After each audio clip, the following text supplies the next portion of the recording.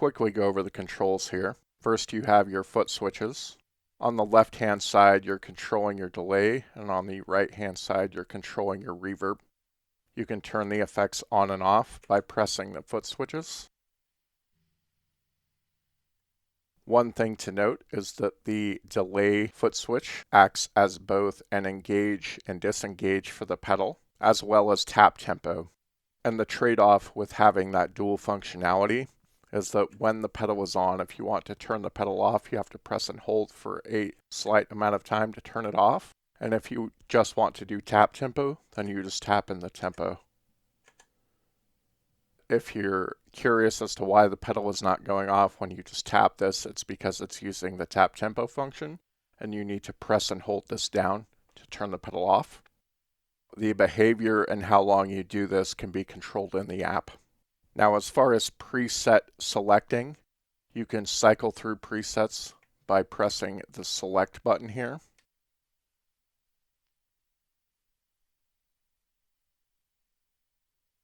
Or you can press and hold either side here to scroll up or down.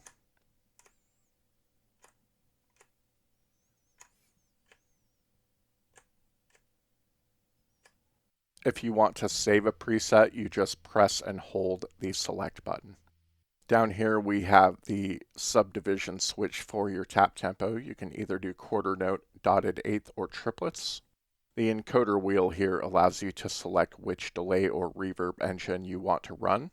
By default, the pedal is only going to let you select either delay on the left-hand side or reverb on the right-hand side, but you can get around this by pressing the function switch on the top of the pedal and then turning the encoder wheel, and that will unlock it so you can choose to run 2 delays or 2 reverbs or a delay and reverb or a reverb and delay, whatever you want to do. The routing of the pedal is controlled by pressing the function switch on the top of the pedal and then flicking this toggle switch either left or right and then back to center. That will change it from series to parallel or parallel to series depending on which one you are currently on. We'll start off with the delay side, so we'll go ahead and turn this on. We'll leave the reverb side off. We'll switch this to noise tape.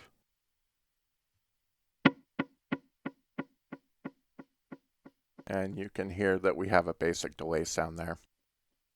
Delay is going to control the delay time.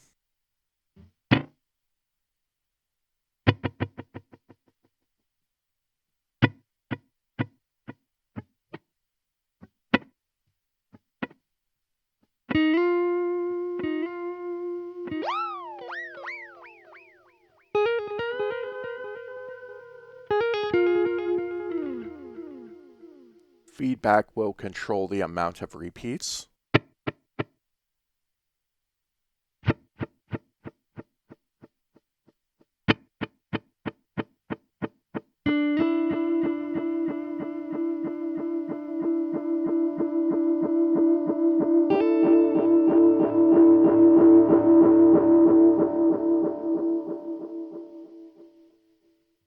Mix will have different functions depending on how you're using it. So if you only have one side engaged, it will control the mix of that specific effect.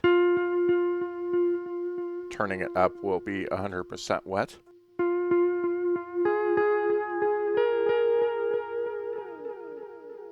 And turning it down will be 100% dry.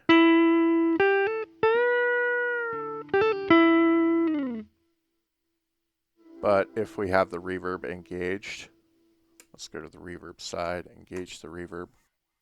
Let's put the reverb on an actual reverb.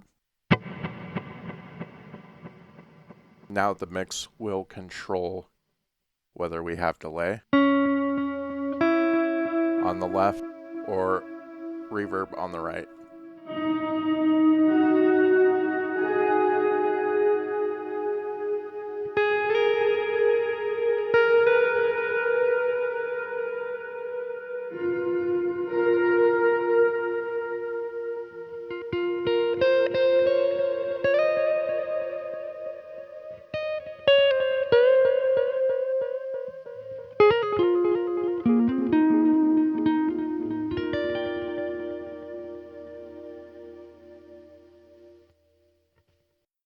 And then we have tone, which will control the tone of our delay.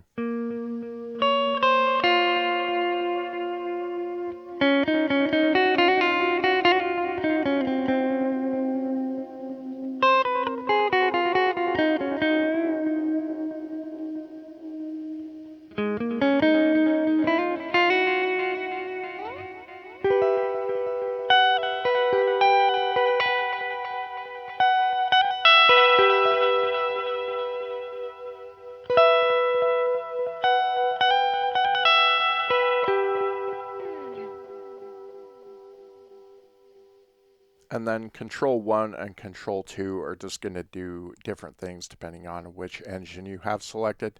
I'm not going to go over what those control, but I will put up information as to what they control in the video.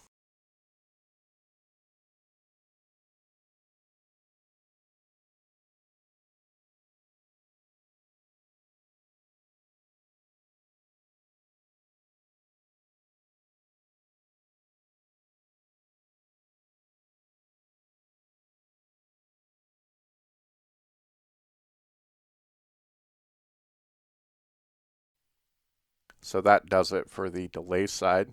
We'll go over to the reverb side. We'll turn off the delay. We'll engage the reverb. So delay controls your pre-delay on the reverb. Set at minimum, you're going to have minimum pre-delay. So there we hear that the tail rings out immediately.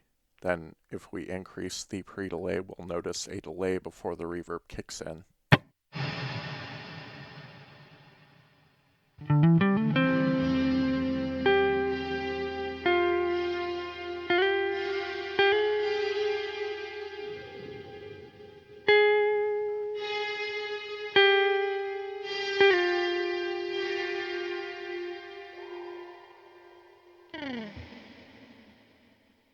Feedback is going to control how long the tail is.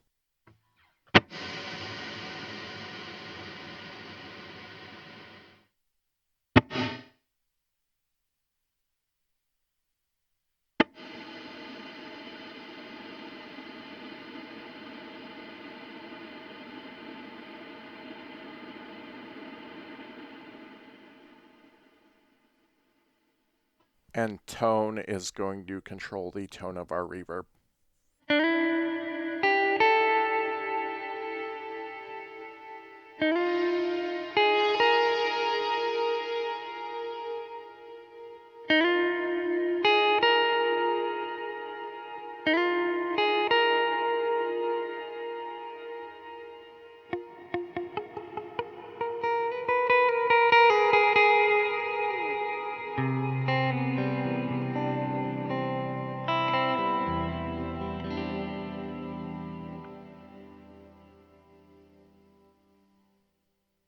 And that wraps it up for the controls.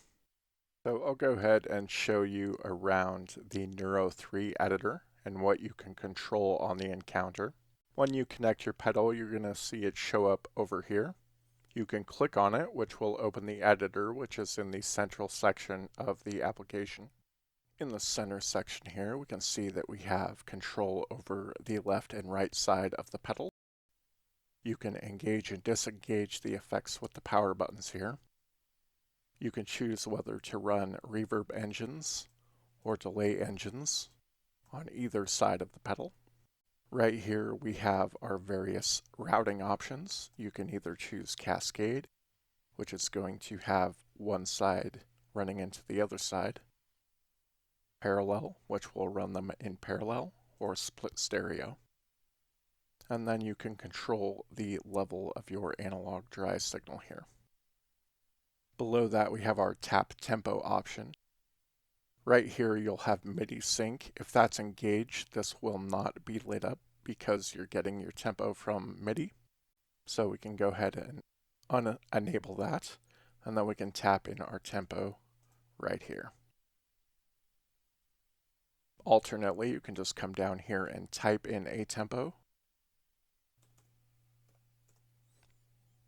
And you can also choose whether to do BPMs, hertz, or milliseconds. And then you can choose your tap tempo subdivision here. Below that, we have our standard controls for each side for mix. You can also control the level of each side, so if you want to make one louder, one quieter, you can do whatever you'd like there. Between having the mix control and the level control, you can have very washy sounds, but still have your dry signal very present, which is hard to do in some delay or reverb pedals. And then below that, we have control of the treble and the bass on each side of the pedal. The left or right of that, you're going to have your primary bass controls for either delay or reverb, whatever you're running.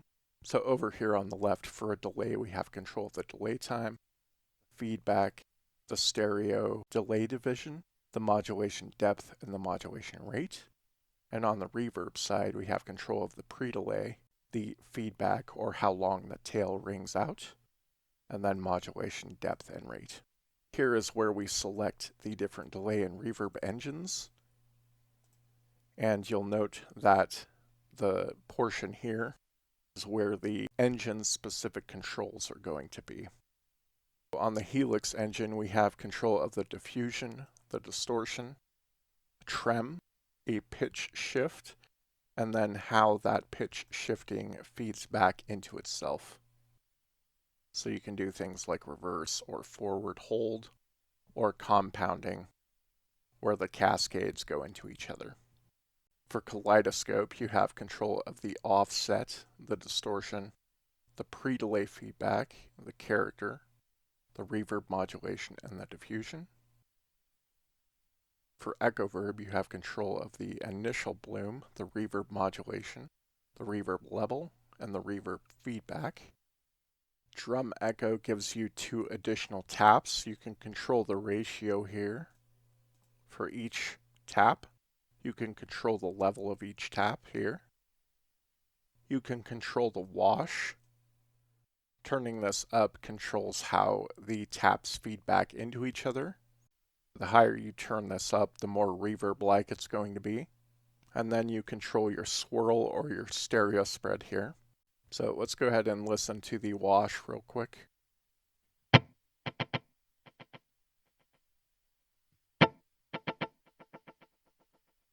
I'll turn the feedback up here so it's more prominent.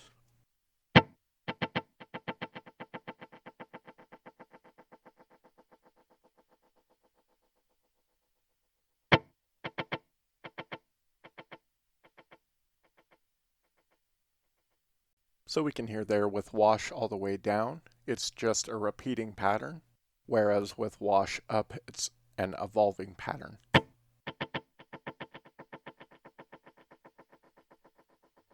And that has to do with the taps feeding back into each other. Next up, we have the Resonant engine. This is going to be primarily about filters, so you can control the sharpness of your filter here, your filter mix on the wet signal, your sample rate reduction. Turning this up reduces the sample rate, and then you have control of your filter cutoff here and your filter depth. And then lastly, we have noise tape. You can control the saturation here. You can control your wow and flutter depth and speed, and also how unstable that wow and flutter is here.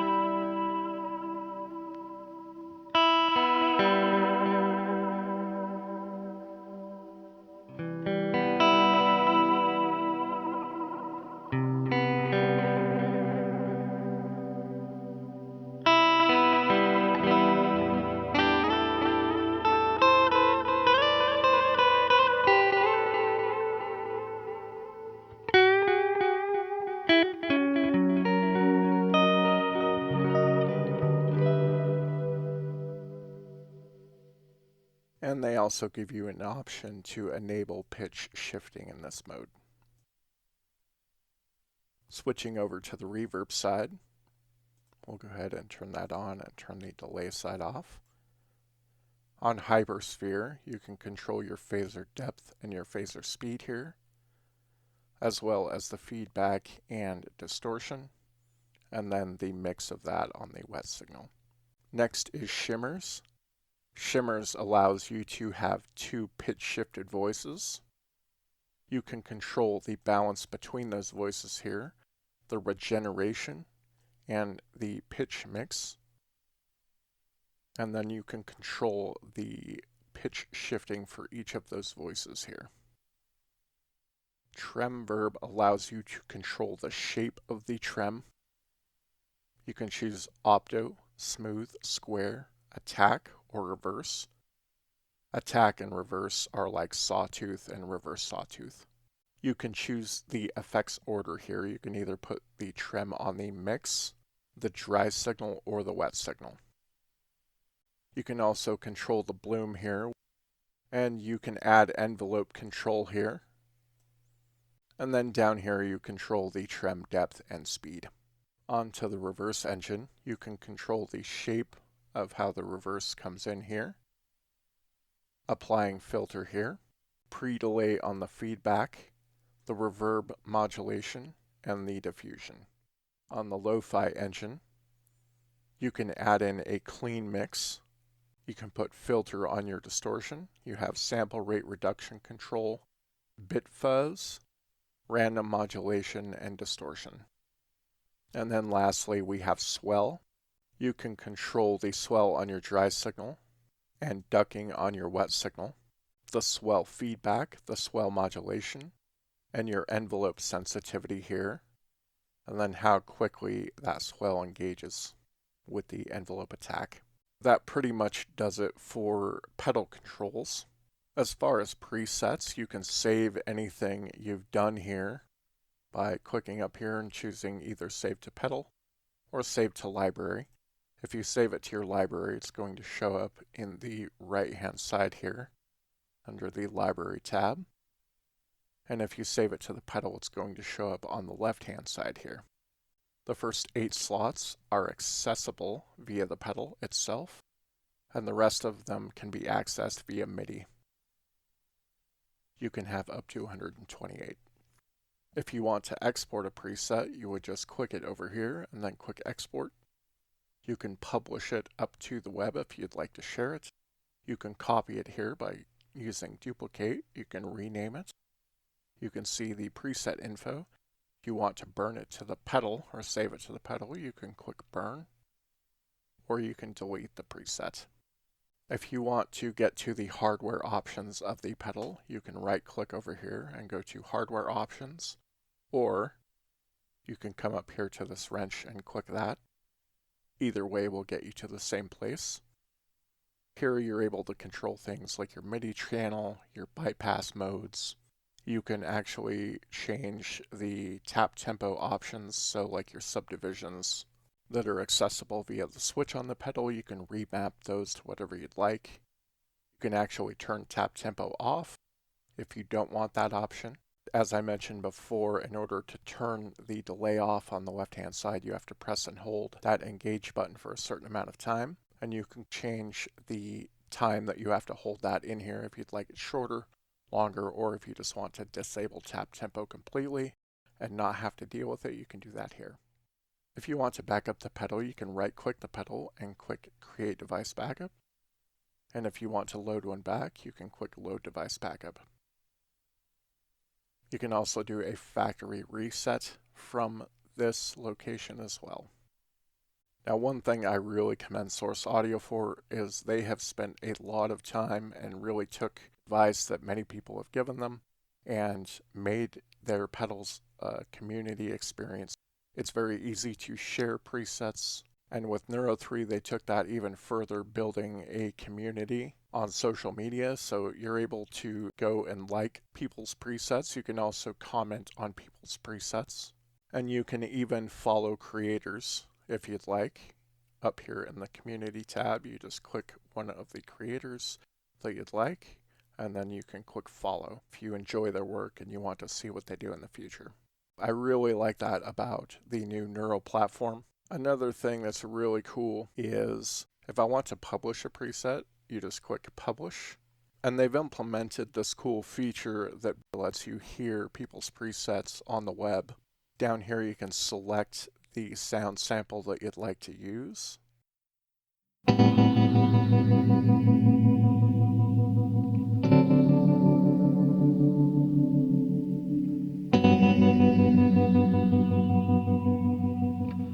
And along with this publish preset, people can listen to it on the web directly and decide if they want to download it or not.